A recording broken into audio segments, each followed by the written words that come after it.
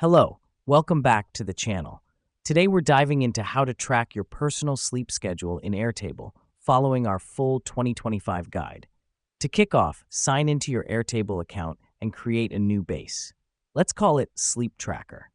This is where you'll input and manage your sleep data. Having a dedicated base makes it easier to keep track of your sleep patterns and analyze your sleep quality over time.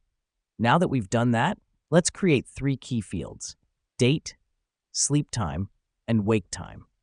The reason we do this is to record the date, the time you go to bed, and the time you wake up each day. By tracking these details, you can gain insights into your sleep habits and patterns.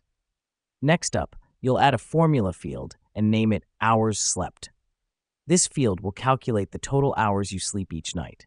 This helps us because it gives us a clear numerical value of your sleep duration, which is a vital aspect of understanding your sleep quality. Now, let's make our data visual with the chart block.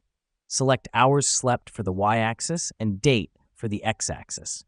This creates a visual representation of your sleep data over time. Here's what's happening behind the scenes.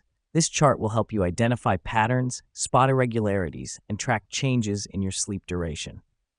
Finally, it's time to input your sleep data. Just input the date, your bedtime, and wake time, and Airtable will automatically calculate and chart your sleep hours. Regular data entry is key in maintaining an accurate and useful sleep log. And that's it. You've just set up your personal sleep tracker in Airtable.